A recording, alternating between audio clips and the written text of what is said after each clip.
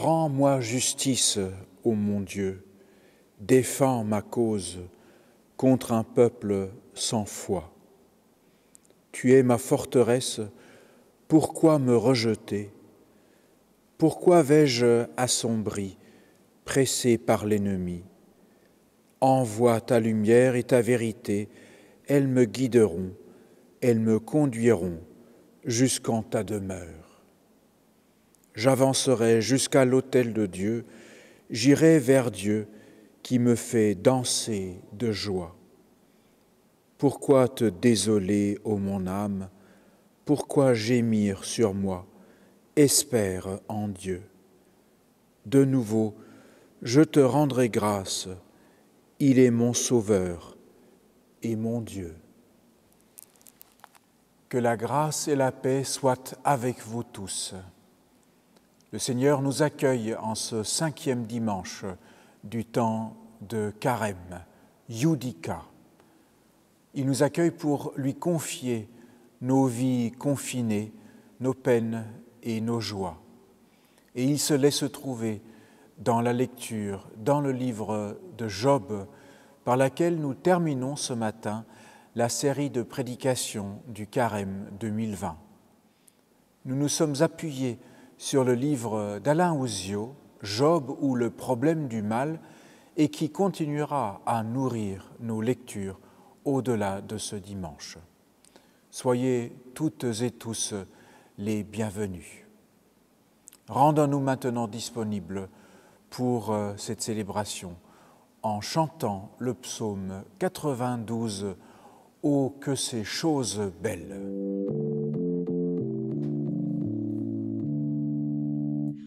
Oh, que ces choses belles de te louer, Seigneur, de chanter ta splendeur au milieu des fidèles.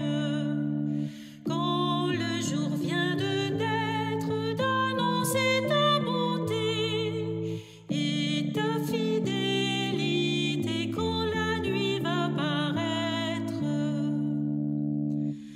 Tes œuvres surprenantes ont réjoui mon cœur, et je dirai, Seigneur, leur sagesse étonnante.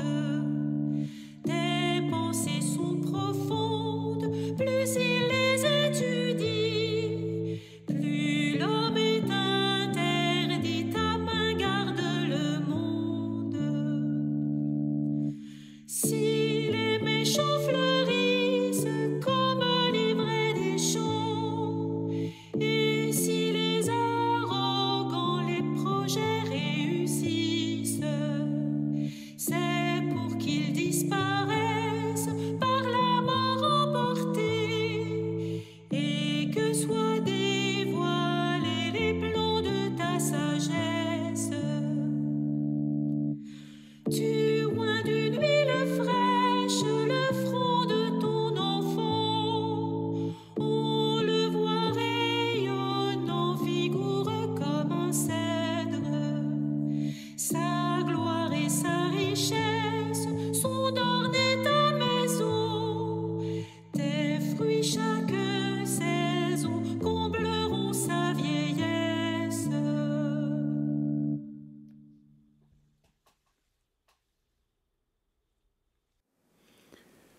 Entrons ensemble dans la louange en nous laissant conduire par les paroles du psaume 121.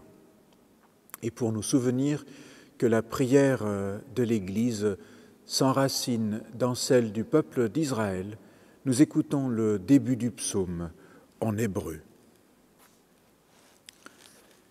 Shir lama alot, Esa enai El Heharim.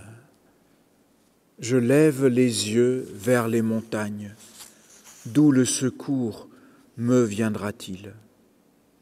Le secours me viendra du Seigneur, qui a fait le ciel et la terre. Qu'il empêche ton pied de glisser, qu'il ne dorme pas ton gardien. Non, il ne dort pas, ne sommeille pas, le gardien d'Israël. Le Seigneur ton gardien, le Seigneur ton ombrage se tient près de toi. Le soleil pendant le jour ne pourra te frapper, ni la lune durant la nuit. Le Seigneur te gardera de tout mal, il gardera ta vie. Le Seigneur te gardera au départ et au retour, maintenant et à jamais. Amen. Présentons-nous devant Dieu tels que nous sommes, avec tout ce qui nous sépare de lui et nous sépare les uns des autres. Vous vous souvenez de la parabole que Jésus raconte. Un homme donne un grand repas et il invite beaucoup de gens. À l'heure du repas, il envoie ses serviteurs dire aux invités « Venez, car tout est prêt ». Mais tous se mettent à s'excuser.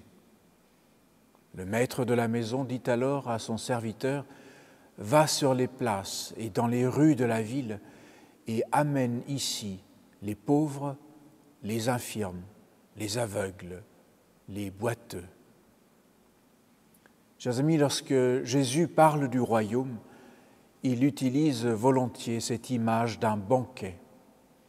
Et nous imaginons alors un beau repas avec de la nourriture et des boissons, des lumières et de la musique, et surtout avec nos amis.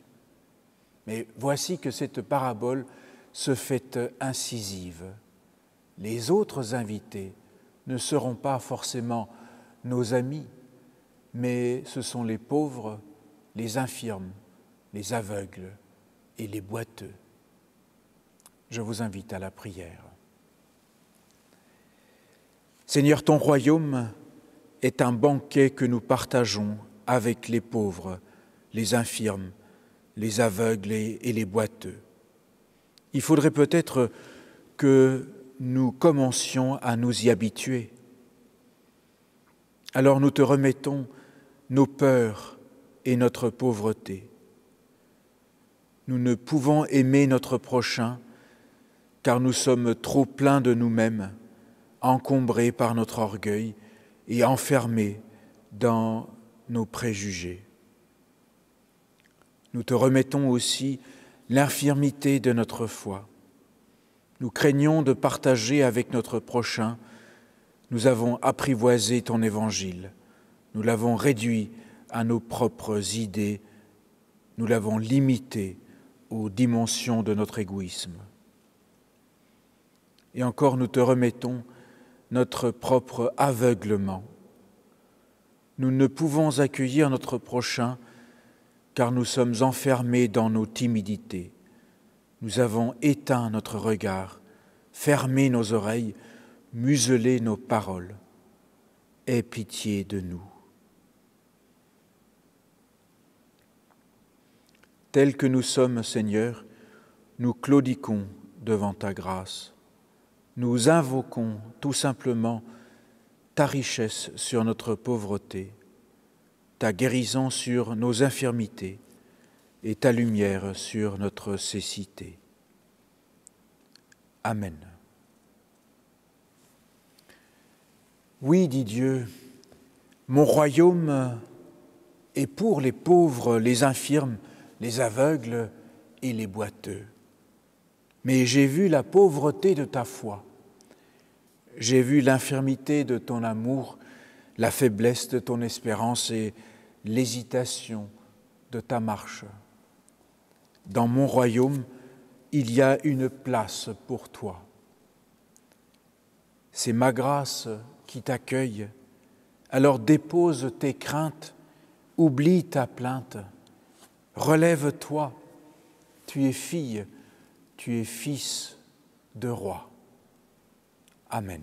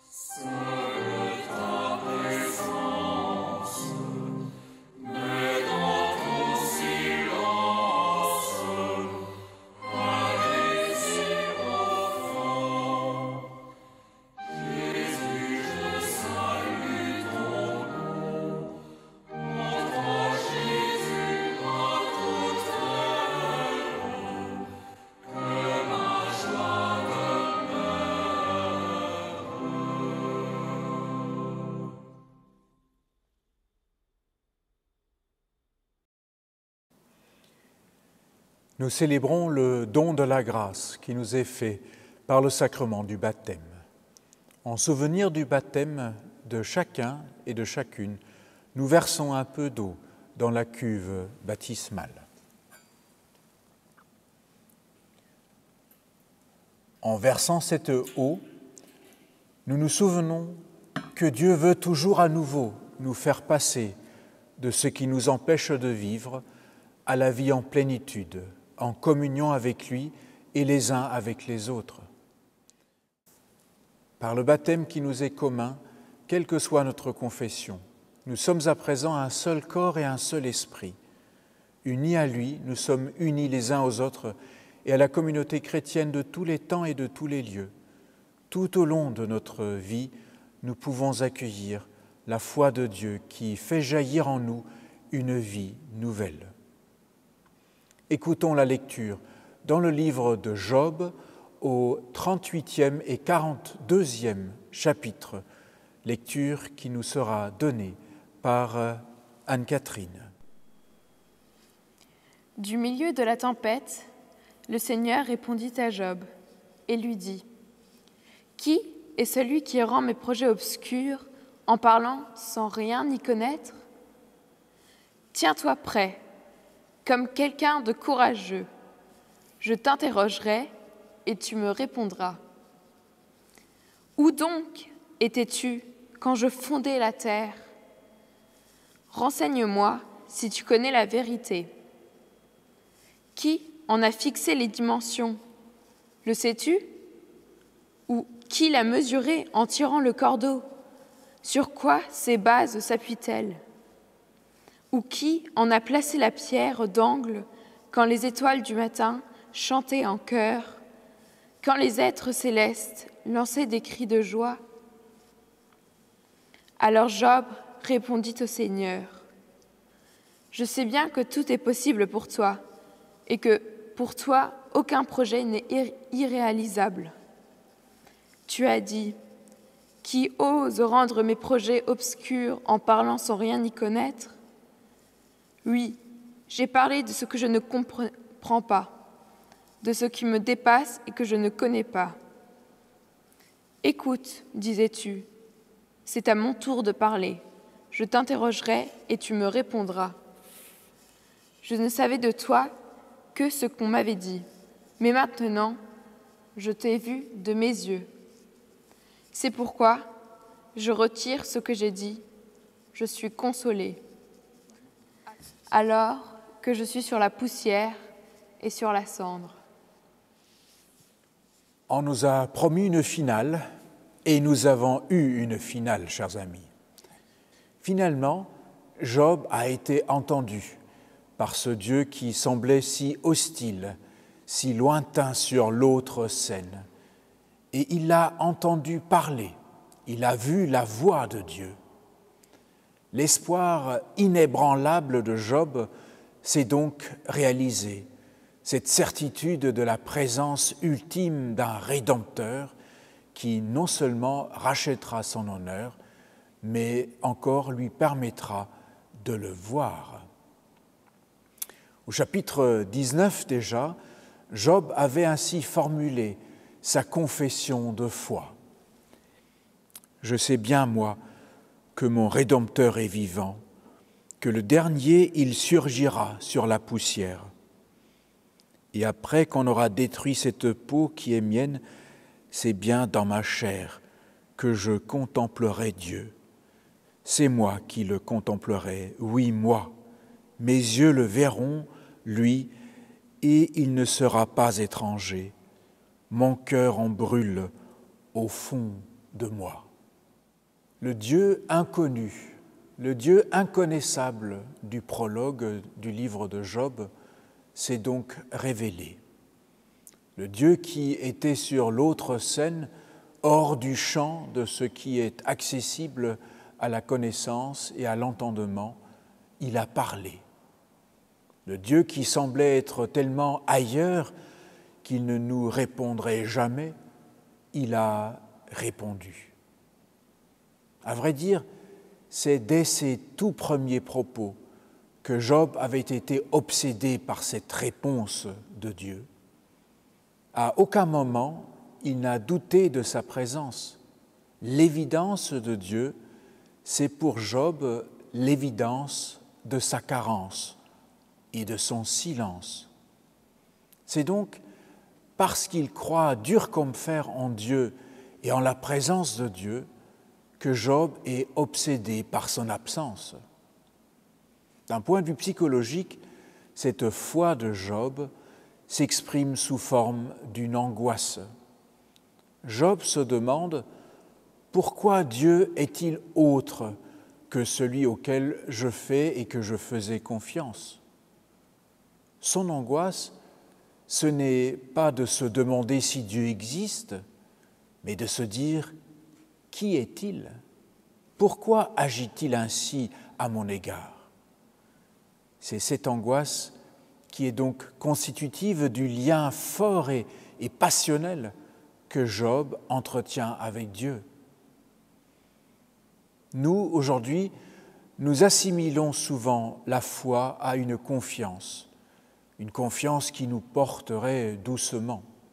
Mais, chers amis, du fait de Job, il faudrait aussi la voir comme une relation passionnelle, obsessionnelle, qui est d'autant plus prégnante qu'elle est mobilisée par cette angoisse, par les questions du pourquoi et par le sentiment d'avoir été trahi et abandonné aussi.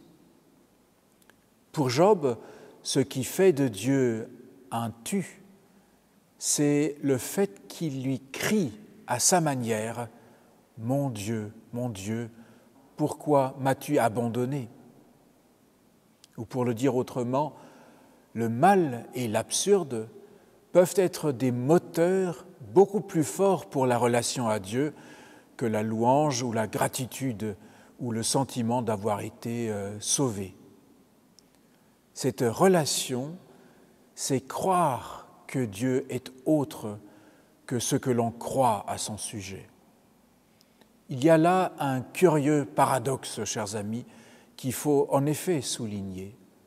La foi, c'est dire « je crois en un Dieu autre que celui auquel je crois ». La foi n'est donc pas ce que nous pensons, faite d'assurance et de certitude. Cette foi en relation, elle sait qu'elle se trompe toujours en parlant de Dieu. Dieu n'est ni celui auquel je crois, ni d'ailleurs celui auquel je dis ne pas croire. La foi sait qu'elle ne sait pas. C'est ce qui différencie la foi de Job aussi de celle de ses amis, de celle de nos religions usuelles. Pour elle, Dieu est pensable et il devient un outil pour nous permettre de penser le monde, la vie, l'éthique et même l'au-delà pendant qu'on y est. Pour les amis de Job, Dieu est justice. Pour les Juifs, il est orientation et promesse. Pour les chrétiens, il est grâce et amour. Pour les musulmans, il est destin. Mais le Dieu qui parle à Job ne se laisse pas enfermer dans une pensée, serait-elle croyante ou même athée. Il refuse de se laisser instrumentaliser. En parlant à Job, Dieu est encore celui qui lui échappe. Et la foi de Job consiste donc à batailler avec celui qui lui échappe et à vouloir paradoxalement, coûte que coûte, s'appuyer sur ce Dieu-là, tout en sachant qu'il lui échappera. La difficulté dans cette foi, pour Job et pour nous encore, c'est donc d'avoir conscience que la vérité nous échappe et ne peut que nous échapper. La foi, c'est de savoir que tout ce que nous pensons, croyons ou pensons être vrai sort en fait de notre cerveau et n'est pas la vérité. Dans l'épilogue du livre, Dieu dira que seul Job a parlé avec droiture de lui. C'est que Job a mis un doigt devant sa bouche en avouant son ignorance, on pourrait dire son agnosticisme, et il est cependant resté concerné à propos de Dieu. C'est peut-être là, chers amis, ce que croire en Dieu pour rien signifie.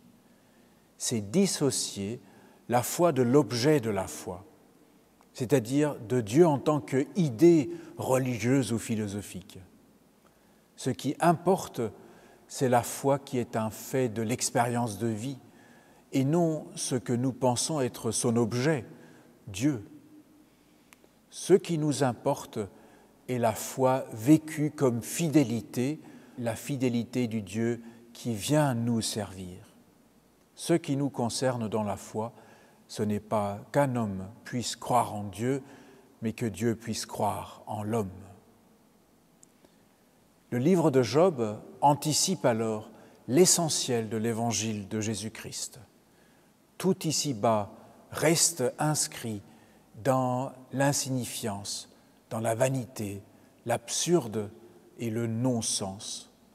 Mais c'est sous le soleil de la grâce.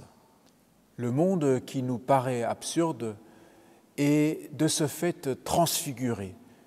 Il est consacré comme un hymne à la gloire du Dieu de grâce. Ce monde est donc là par grâce. Il est là par une forme de grâce gratuite, sans raison et sans justification, sans nécessité aussi. Par grâce signifie en fait pour rien. Le monde n'a pas de justification en lui-même. Sa seule justification est dans le fait que son existence lui est donnée et qu'elle lui est donnée pour rien, gratuitement, par grâce. Amen.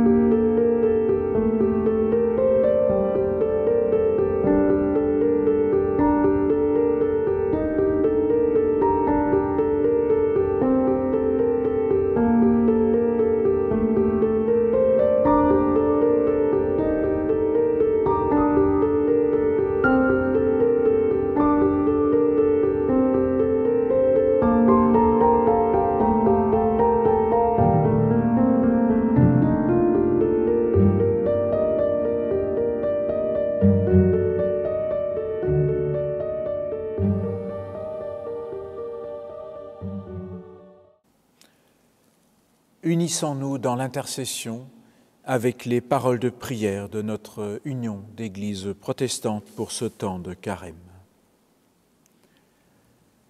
Seigneur, ta création souffre, toute la création soupire après toi et espère ton salut. Les malades espèrent la guérison, les soignants attendent le repos.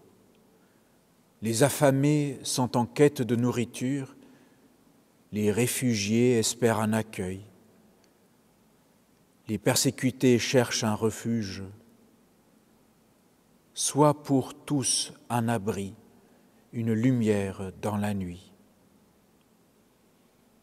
Les endeuillés espèrent être consolés, les abandonnés désirent être reconnus, les prisonniers attendent d'être libérés. Sois pour eux tous espérance et réconfort.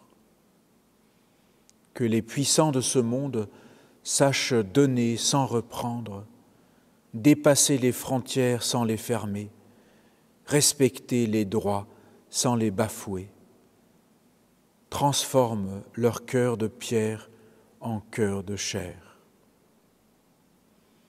Dans le silence, nous te confions ce qui nous tient particulièrement à cœur.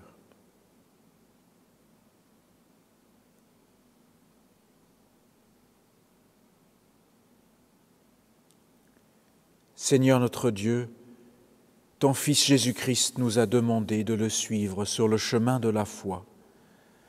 Pose ton regard sur nous, reçois notre prière, toi qui es béni pour les siècles des siècles. Et ensemble, nous voulons te dire la prière que le Christ nous a apprise. Notre Père qui es aux cieux, que ton nom soit sanctifié, que ton règne vienne, que ta volonté soit faite sur la terre comme au ciel. Donne-nous aujourd'hui notre pain de ce jour. Pardonne-nous nos offenses, comme nous pardonnons aussi à ceux qui nous ont offensés. Et ne nous laisse pas entrer en tentation, mais délivre-nous du mal, car c'est à toi qu'appartiennent le règne, la puissance et la gloire pour les siècles des siècles. Amen.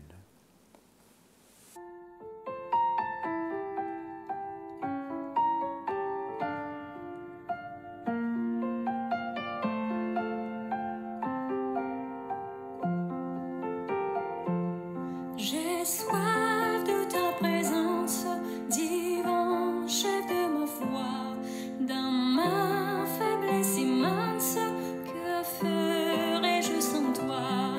Chaque jour, à chaque heure, oh j'ai besoin de toi. Viens Jésus et demeure auprès de moi. Chaque jour, à chaque heure, oh j'ai besoin de toi.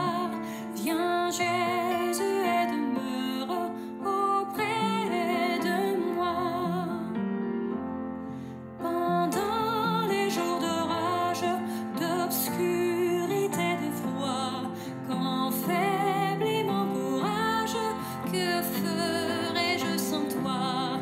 Chaque jour, à chaque heure, oh j'ai besoin de toi.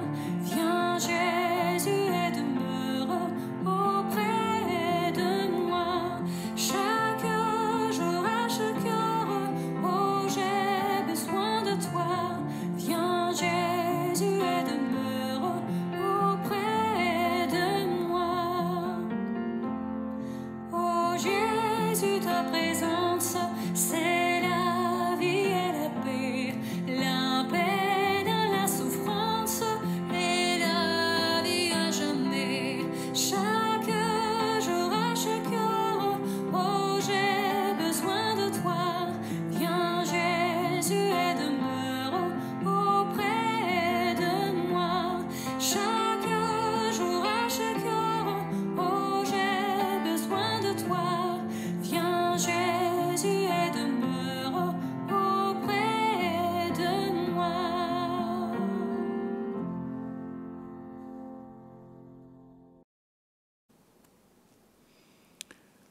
En réponse à la grâce que nous avons reçue, je vous invite à vous associer à la confession de foi.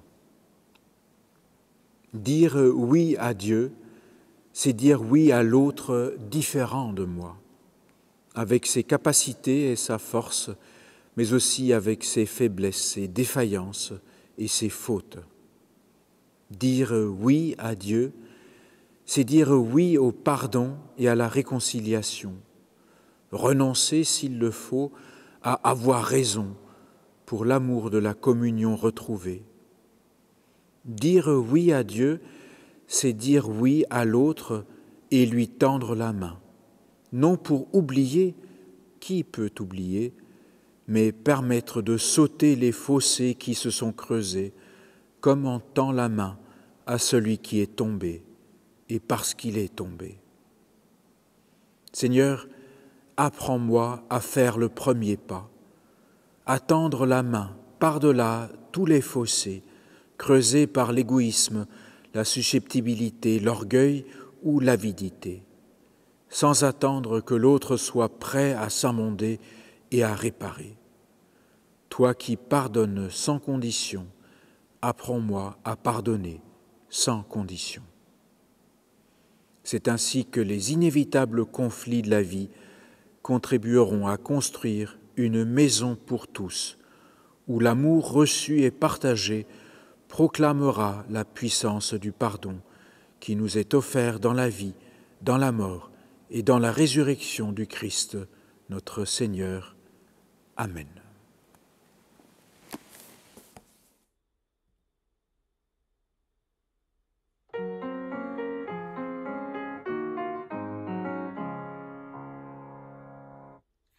Tu me veux à ton service, moi qui sans toi ne suis rien, qu'à toute heure s'accomplisse ton désir et non le mien. Ce que j'ai, tu le possèdes, mais tu veux le recevoir. Conduis-nous, toi qui nous aides, à mettre en toi notre espoir.